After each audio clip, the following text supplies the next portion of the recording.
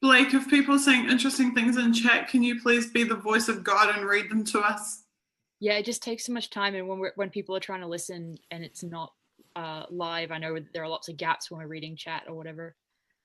Yeah, there's one from Independent Outsider. He asked, are there ways to identify whether someone is actually NSA? In US, more reports identifying people as NSA. Also, what are advantages of falsely identifying NSA agents? I wouldn't have a clue how to identify someone as NSA. I don't know what you mean by someone. Do you mean like someone on Twitter or someone like walking down the street? Or I need some more contextual information there to answer that.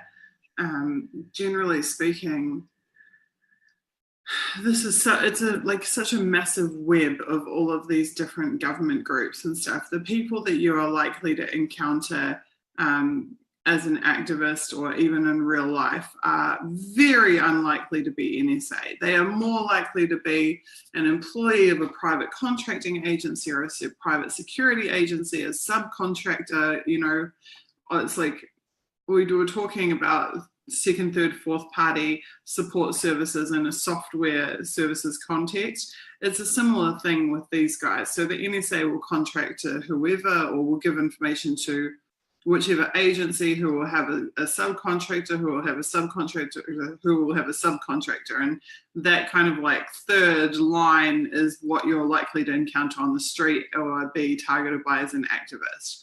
So the NSA is very unlikely to say, Susie, we care about your Twitter account, you know, if I wasn't already a target or a person of interest.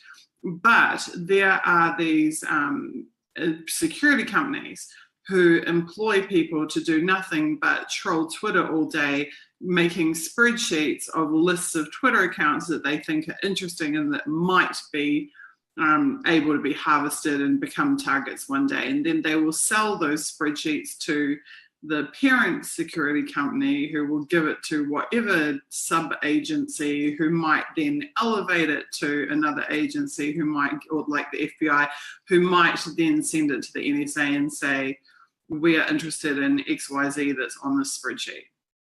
So it's very insulated. There's many layers between the NSA and the public, many layers. So it's very unlikely that you're going to encounter an NSA agent unless you are a customer of the NSA working directly with the NSA. But as a layperson, you wouldn't, I think, come across an NSA agent. But if what the questioner meant was, do you spot CoinTel or something like that? There are a number of people that have some really great articles all about that, which as far as CoinTel narratives, which include people like Adam Carter. I think he's written a number of articles on G2 Space about, you know, how do you identify these narratives that are kind of BS. And I think Caitlin Johnstone has also done some really great articles on countering that type of narrative. So I don't know about identifying individuals, but I think there are lots of different ways to identify establishment lines or manipulation.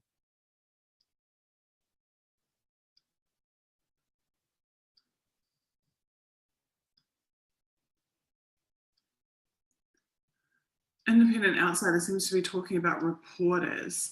So if someone is identified,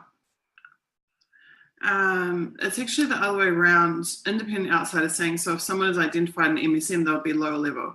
Actually, it's the other way around. So the very, very high level people in NSA tend to be public figures. So their names are known. So that's why when we're studying these documents, those names are usually unredacted. So the top level executives are usually unredacted because they're already publicly identified as being associated with NSA. The low level employees are the ones that are almost never identified. Their names are redacted, they're not public figures, they're not known. And that's totally fair enough, you know.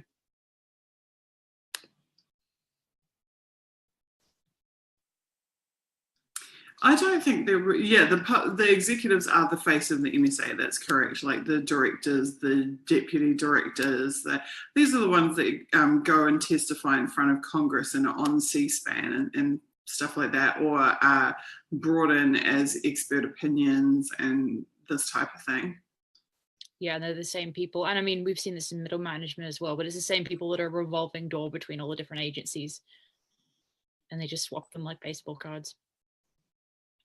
Very much so.